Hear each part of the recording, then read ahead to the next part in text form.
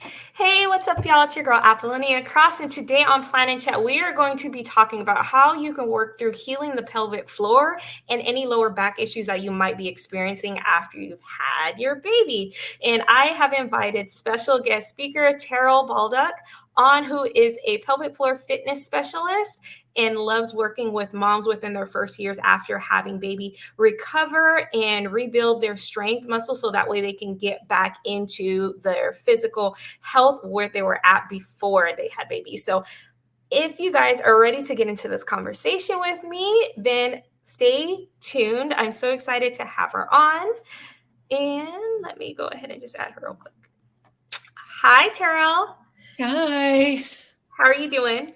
Good, thanks. Thanks for having me. How are you doing? I am doing good, doing good. So can you tell us a little bit more about your background and how you became a pelvic floor fitness specialist? Yeah, so I have been a certified personal trainer for, well, I guess 12 years now. And I got into pelvic health when I was pregnant with my second. I was experiencing a lot of pain in the pelvic floor in my pelvic region. And like it was to the point where I couldn't walk down the stairs. It was hard for me to get in and out of the car. And anytime I would ask about it, I was told, well, it's normal.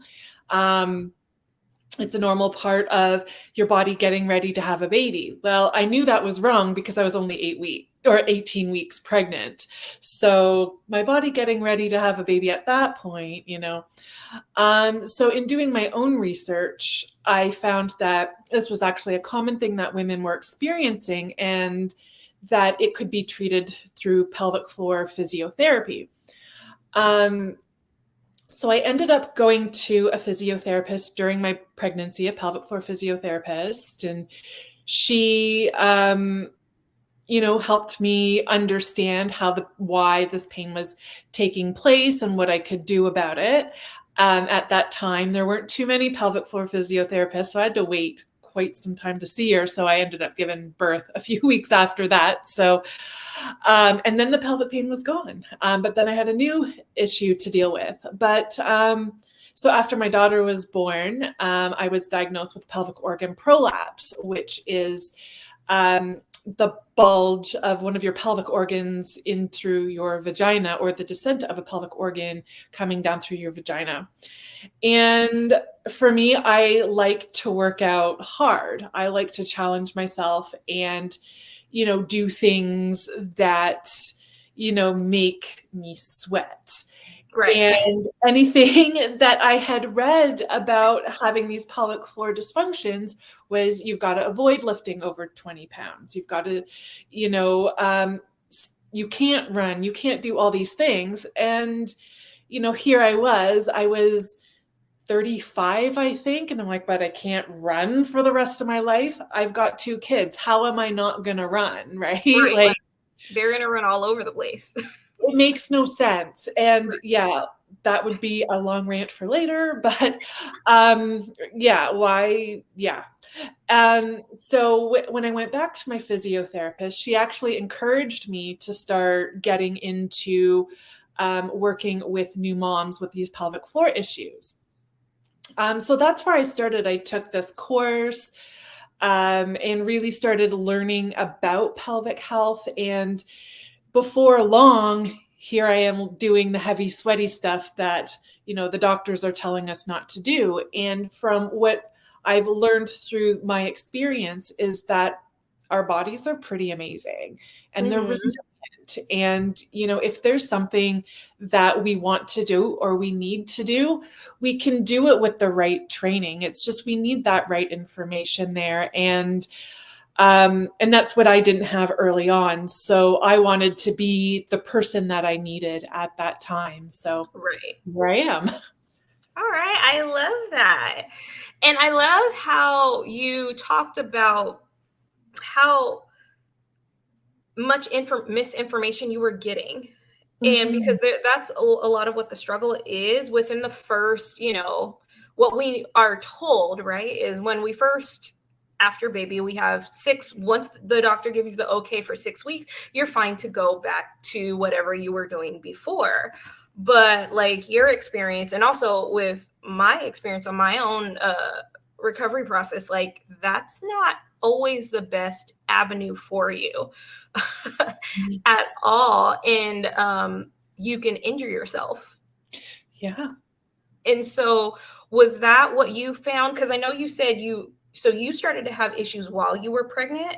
When I was pregnant, yes. Oh, okay. This wasn't after the baby. No, after my pregnancy, that's when I was diagnosed with a prolapse. So during pregnancy, I was having that the pelvic floor muscle pain. And then when I went back after pregnancy, that's when they're like, yeah, you got a prolapse. Yay, me. Yeah. Wow. So like what are the symptoms? Because like prolapse is not necessarily a word we normal people use on a Yeah. on a daily basis. So when you're talking about prolapse, you're talking about the actual pelvic floor. And so for those of you who are not familiar with pelvic floor, it is your lower abdomen region area, right? Yeah, so there's actually so your pelvic floor is a part of a larger group. And I wish I had diagrams with me, but I'll just use my hands.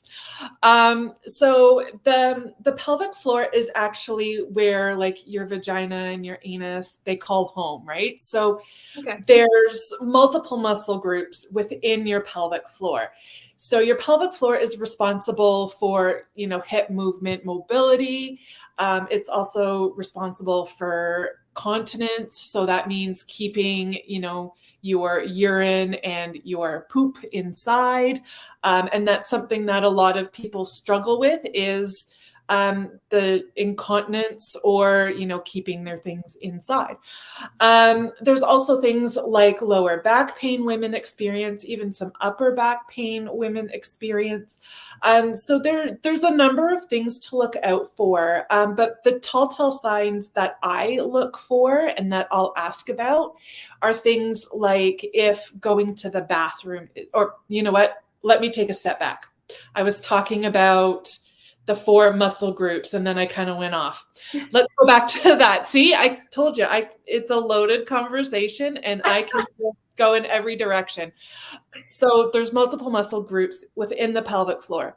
The pelvic floor also works with your diaphragm, your multifidus. So your multifidus are small little muscles in the lower back, which would explain the lower back pain that a lot of women have, maybe even yourself. And then also your transverse abs. So all of these muscles work together in unison. Now, sometimes what happens with women, especially in the postpartum phase, is that this muscle group becomes disconnected when just disconnected, right? I mean, you've had a baby, you're probably not sleeping well, you're adjusting to life. It's only normal that things just happen this way. So, this is when, we would introduce breathing techniques to kind of get that activated and working together again. But a lot of the times what women experience with their pelvic health after having a baby is that those muscles are what we call out of alignment, or they're not working together in unison. So really the first step, or the first thing that we need to do, is bringing those muscles working back together. And that's where we might go into adding in Kegels or intentional pelvic floor muscle contractions so that we can get that mind-body connection. Because again, your pelvic floor, as well as the rest of your body, is also working on with your mind. And talking about disconnections after a baby, sometimes, Everything's disconnected. Yes, including your mind. There's no judgment, nothing wrong with it. We've all been there. It's totally normal. But that's kind of where, we start to see, women start noticing some of these things happening. But I also want to say before anybody hits the panic button, is that it is normal to some degree to experience some of these pelvic floor things right after birth, But if they're happening, 4, 6, 8 weeks, and then going into years after, all of that stuff can be managed. Got it. Because yeah, when you talk, so when you first bring it up, right? Like the most of the time, and what we know the doctor will tell us is those first 6 weeks, right? Yeah. But you're talking, it can be beyond that, and you said years, like plural. So, in your experience, like how severe, and I'm sure like a mom would for the most part know, but to help prevent it from going into the years mark, like what are those things that a mom can be more aware of, and how can she start to get treatment early so that Mm. way she's not having to kind of suffer through all this, because she's already trying to stay like awake and aware and like Yeah. present for the child Yeah. and Yeah. her spouse, and maybe she has multiple kids, but if she's going through this, like we were talking earlier, like there's a whole nother thought process on that. Mhm. So focusing more though on how she can seek to get the treatment and who she can talk Yeah. to, like what are those things that you would recommend a mom should do? Yeah. So I find what helps really well after, or, you go to your 6 week checkup, which I do want to say that's important to go to. It really is because, medically speaking, the medical professionals are the people that you want to go and see that stuff for. Um, when it comes to your pelvic health and your pelvic floor physiotherapy can be really helpful at that 6 to 8 week mark as well. Now, what I do with my clients, especially the ones who have just had a baby, within a day or so, that's when I start, take a step back, if they've had like an uncomplicated birth where or an unassisted birth, try to come up with the right terms there, an unassisted birth. She may be okay with starting with, the breathing and the light Kegels or the intentional pelvic floor contractions within a day or two after giving birth. And really all that is just a diaphragmatic breath with a light Kegel. And that's just going to start retraining those pathways that may not be there after having a baby. And then, starting in with low impact work. So, even walking, starting with a 5-minute walk, working your way up. In those first 6 weeks. I have a program that I use called post-baby rehab that I use with my clients, and it's a gentle strength training program. So strength training can be helpful. Now, I do want to say consult with your doctor before starting any exercise program. But what we're seeing now is that a lot of women are showing a lot of promising signs if they can start low impact strength training within even just the first few weeks. Now, that doesn't look like a full workout like what we're used to. It could be just a set of glute bridges. It could be, some band pull aparts or some clamshells, just something light and gentle, just to rebuild and retrain that pelvic floor pathway. But yeah, I said the pelvic floor physiotherapy is another great option where this is somebody that will assess you internally. I can't assess you internally. And what they're looking for are things like, if you have pain in the pelvic floor, if you're carrying a lot of tension, so if those muscles are tight, if they need strengthening, or if there's anything else going on that might inhibit your full postpartum recovery. So the sooner the better, but it's never too late. So if you're years postpartum and you're just learning about pelvic floor physiotherapy or learning about coaches like me now, it's never too late. I'm working with a woman now in her 60s who's doing phenomenally well, right? So it's never too late. But if you're early postpartum, starting as soon as you're ready for it can really help you take advantage of that healing process. Oh, wow. You said in 60s, and obviously she's way postpartum. Yeah. But like that's kind of crazy because now my mind wants to go into that next realm of what it is to be a woman. That hopefully I'm years away from, and so are you. But like then that my mind goes into the whole menopausal phase and that side. And so what you're saying is working with the pelvic floor fitness, like it's not just about post baby, like that's a very big thing, but these are also Mhm. things you want to be working through even later on down the road. Yeah, if if symptoms show up, because for some women they don't show up early postpartum, they might show up later on, right?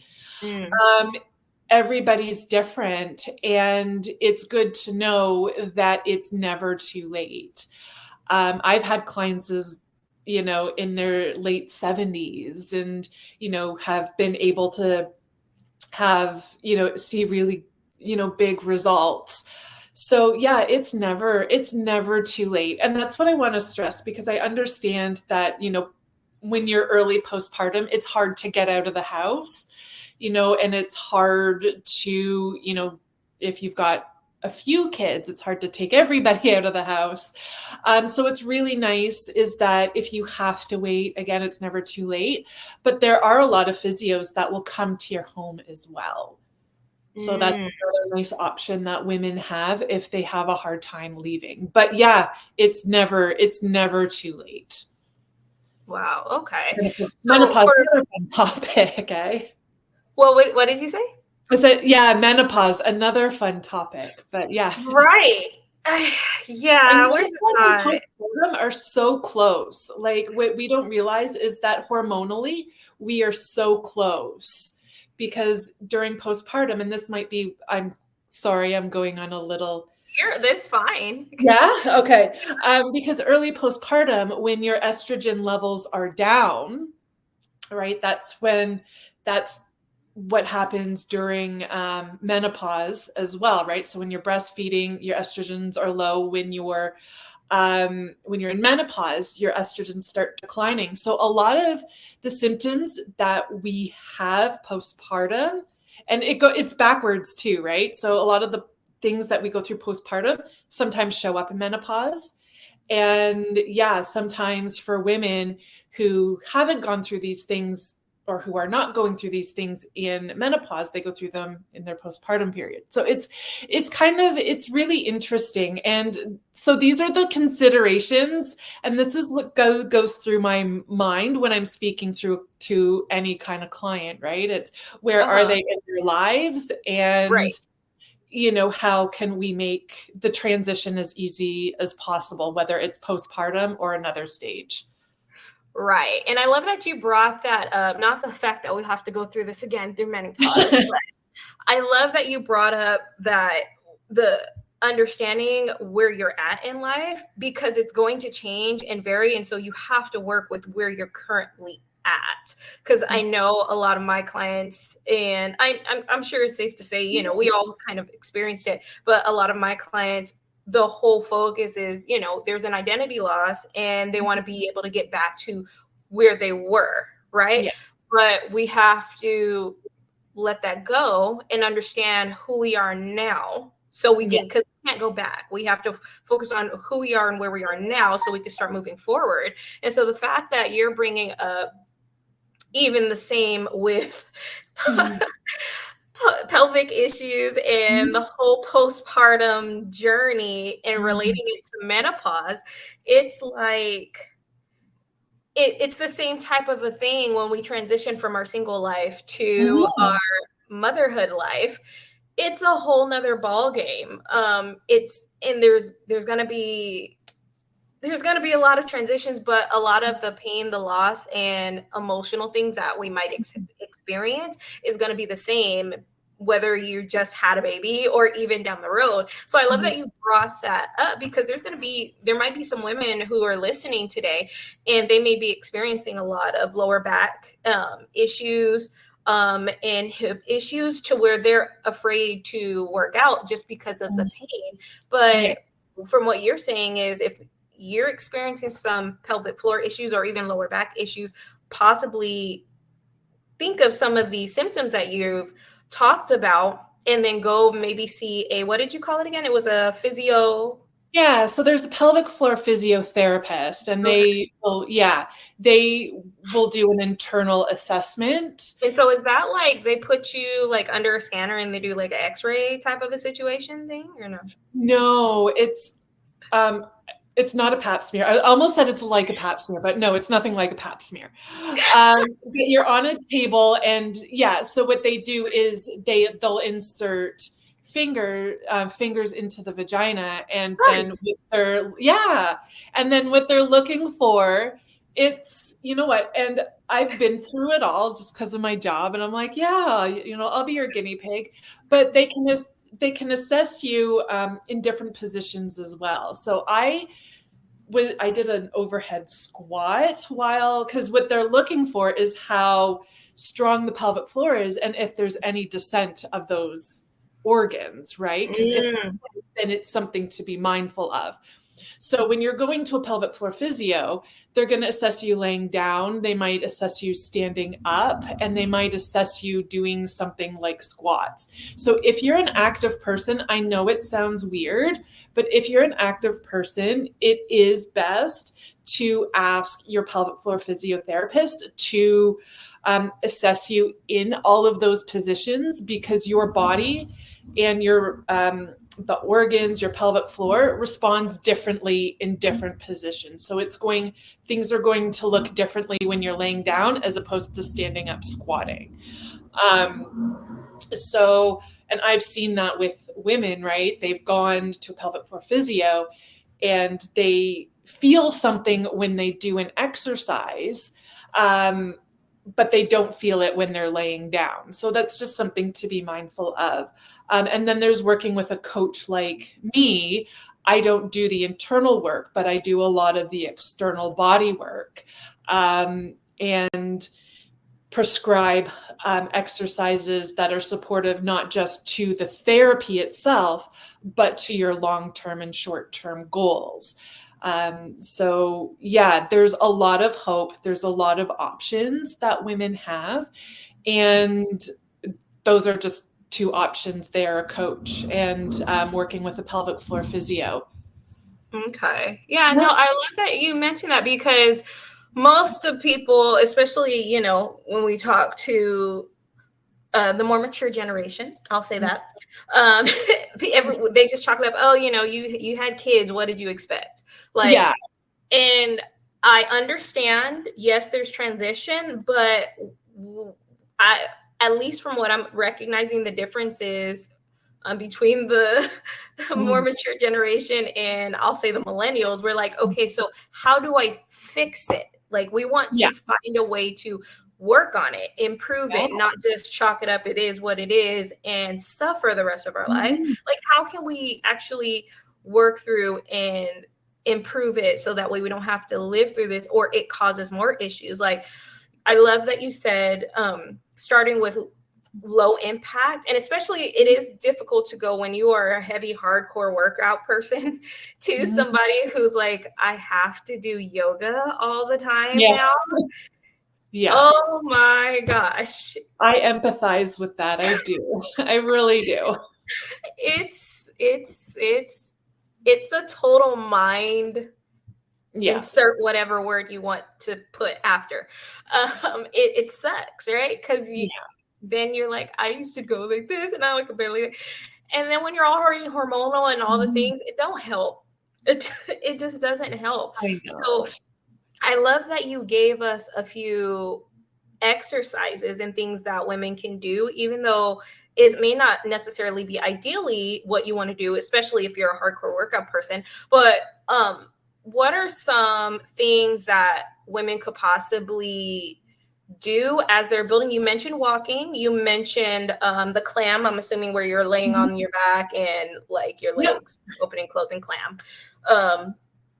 And so for someone who is used to lifting and wanting to get back into, what are some areas that you would tell them to gradually Mm. start to do as they are working on building their pelvic floor as Yeah. well? So it's going to depend on what's going on with their pelvic floor. So if they need strength training, for example, within the pelvic floor, then that's where I will have them start doing squats and lightly loaded exercises just to see how their body responds. Because if they are able to do an exercise and it feels good, then, I want to progress it as quickly as possible because, as you mentioned, when you're feeling hormonal, when you're feeling vulnerable like that, it's really hard to, go back and be like, this is what I have to do for, so I try to move them as 8 months. yeah, no. You don't have to stay there forever. We do try to progress you as quickly as possible. So something that I would do is, so with a lifter, starting with body weight exercises. So starting with the squats, lunges, pushes, pulls, hinges, I'm trying to remember them all, twists, and core. So we would kind of test through those to see if there's anything that needs to be addressed. If there's not, great. Then we'll start adding in weight. And again, it's going to be lightly loaded. We might look for progressions of an exercise. So let's say a goblet squat. So this is a squat where you're holding a weight just up to your chest. Start there. If that goes well, okay, let's try a barbell back squat. But again, empty barbell, so we're not just jumping from, body weight to 1 rep max. Everything is gradual. So then what I would do with her is then find a weight that is going to give her that challenge. Because again, it's about feeling good in your body, right? Like as a coach, I'm going to do whatever I can to put together something that's going to make you feel good. Because if I'm giving you a workout that you're not feeling like it's a workout, Right, your motivation is gone. You're not going to want to keep coming and doing it. Yeah. So I really try to customize it to the person. Now, if a woman comes to me and she has a tight pelvic floor or hypertonic, so this is when the pelvic floor muscles don't have a lot of movement because they're overly tight. We all know what having like a stiff neck is like. Well, we can have that in our pelvic floor too. So if that's the case, then what I would work on more with that person is focusing more on mobility and movement within the pelvic floor. So working on some more relaxation techniques, and then gradually adding in the strength training. So like I said, I don't want you to think that you have to do glute bridges and clamshells for a year. You can absolutely progress and you can hit your goals within that first year. But I always tell people to give themselves a year because it's such a big transition. It's such a big learning experience. It's such a growing experience. And it's so unpredictable. 1 week you could go for a workout and, go for workouts 5 days. The next you might miss every single workout, right? So giving yourself some grace can go a long way. Right. And again, remembering, especially for the moms who are watching this and you just had a baby. That first year with the new kid is already a lot. So give yourself the grace as best as you can to allow yourself that flexibility within the first year, because like it is difficult. There's a lot that you do need to work through and process, as well as try to maintain and still progress. And so you're doing a lot all at one time. And I love that you gave us that timeline of 1 year for sure to work through, because obviously the doctor recommendation is just 6 weeks. And especially with society and how there's always been this big push for a woman to snatch back and get back to her bikini body so fast after baby, it's not always the healthiest thing for you, your mental health, your physical health. Yeah. or your emotional or spiritual health. It's just not. So being more self-aware, like what you're talking about, I love that because it allows you to heal in a healthy and more sustainable way. Yeah.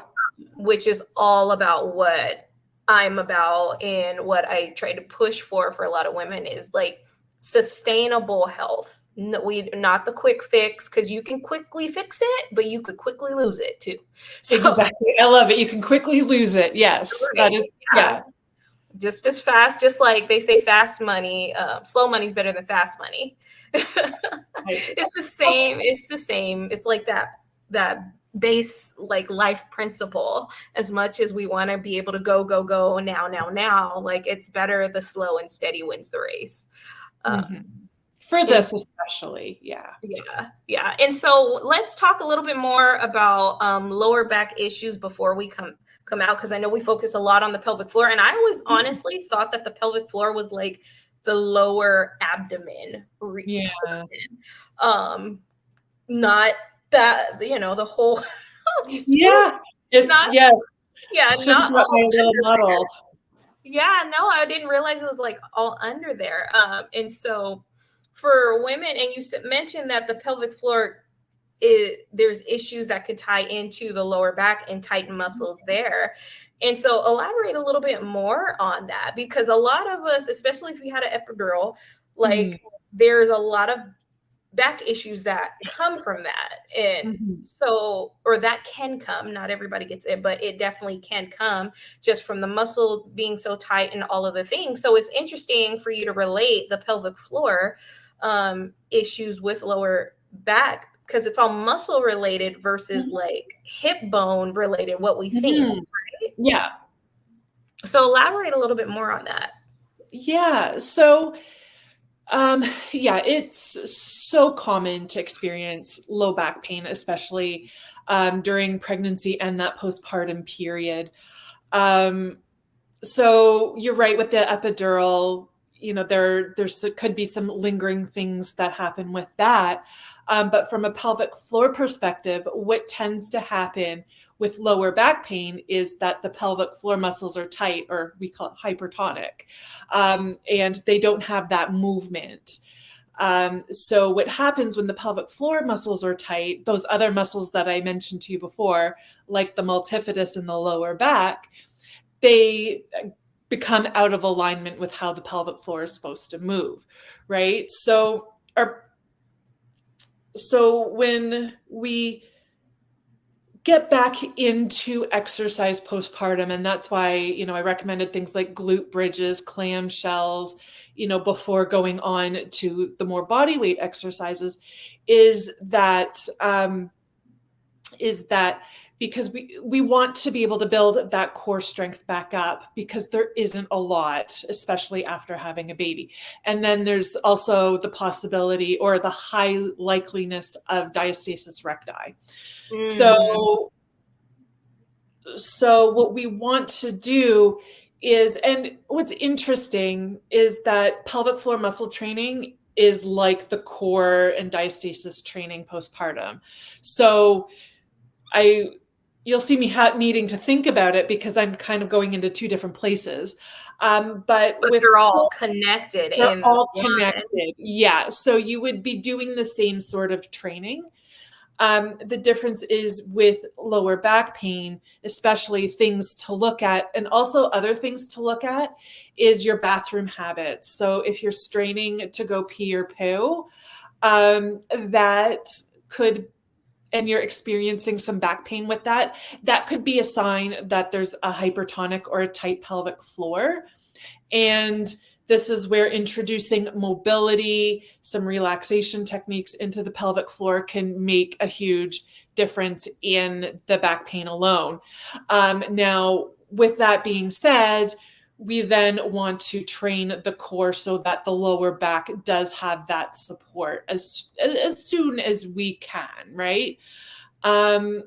Other things to look for with lower back pain, if you're suspecting it might be a pelvic floor thing, is and I hope I can say this, but pain with intercourse as well. So if there's pain showing up there, or even pain if you're going to the bathroom or you're finding that you really have to push to go, that can be an indication of a tight pelvic floor. Where it's really common after pregnancy or, in the postpartum period is when we're spending so much time holding on to our babies and we're like hunching over, right? So with breastfeeding and just holding our babies in general, we're like this. Well, that's also going to put some pressure on your lower back. So taking some time, even if it's a minute, and just working on the light breathing with just opening up the pelvic floor. So this is where we would want to do a reverse Kegel. We wouldn't want to do a Kegel. And then once the lower back pain starts to resolve, then adding back in that Kegel, and then building the strength from there. But yeah, there's a lot you can do with that lower back pain. A lot of it is also going to come from strength training as well, because if you're, hunching over to hold your baby, those muscles in your back are becoming lengthened and they're becoming loose. Your chest muscles are becoming tight, and it's all just pulling down onto the lower back, which is in turn affecting the pelvic floor. Wow, like it's so crazy that, and the doctor doesn't tell you any of these things, like unless it's actually a major problem, you're not gonna know. No. So I really appreciate you coming on because of the fact, like, you're really educating us on this. And a lot of women, they may be just going through life and going through the motions, right? And just thinking, well, I just can't anymore because blah, blah, blah, blah, blah. Yeah. But there's hope, and you don't have to stay in this pain. And it doesn't matter where you are in your healing journey. And I love that. I really do, because it's just, if there is a will, there is a way, I think is really like the most important thing from all of this. And especially working with someone like Terrell is it Terrell or Terrell? Terrell. Terrell. Yeah. Okay, yeah. Terrell, yeah. So working with someone like Terrell, who specializes in this and who can actually help you rebuild that so you can get back to working out in things like you wanted to, or like you used to before baby. Like, you see women going right back into the gym. That's great for them who can do that. But if that's not where you're at, instead of beat yourself up on it, acknowledge where you're at and seek out a specialist to help you where you need to improve and work through. Especially, you said you've had, how many C-sections have you had? I've had one. I've had crazy birth stories. I had one induction, one popped out on my bedroom floor, and the other was a C-section. Yeah, I've had it all. Well, I haven't had a VBAC yet, but.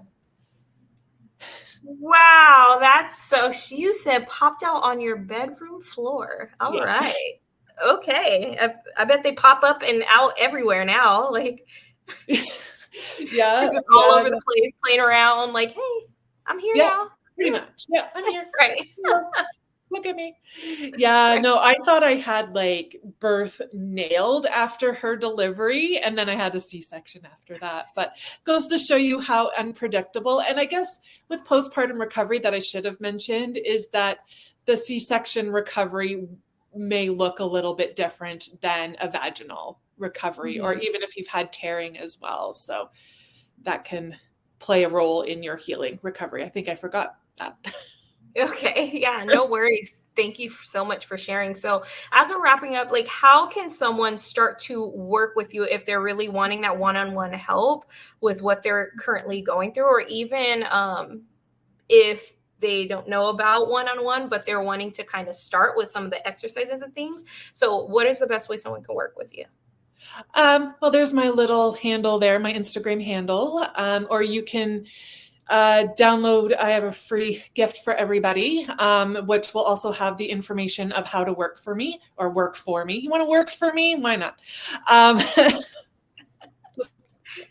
It's strongertothefloor.com, and that will have my training for lady parts masterclass. So that's going to run through some troubleshooting steps, and it'll give you some more information on how to navigate your pelvic health holistically on and off the gym floor. So it's great. Yeah, if you are it'll help you if you're a brand new mom. It'll help you if you're pregnant, or even if you're menopausal. There's some information in there for you. So I think I've got everybody covered in there.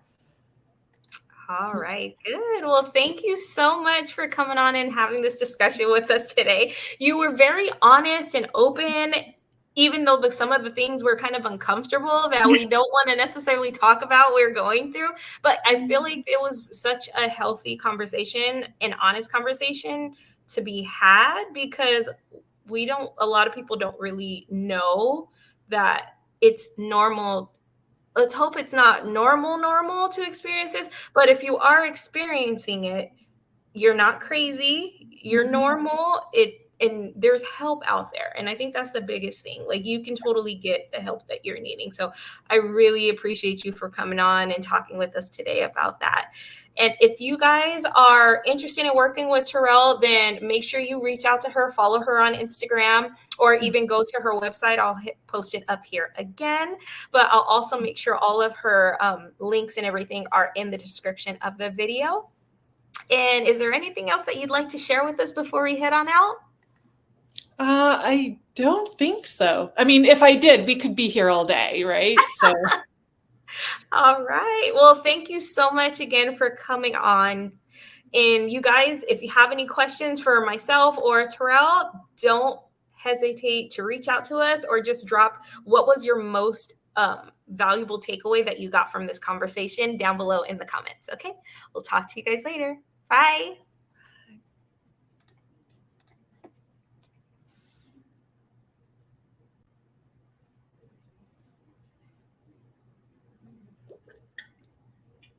It's like still going.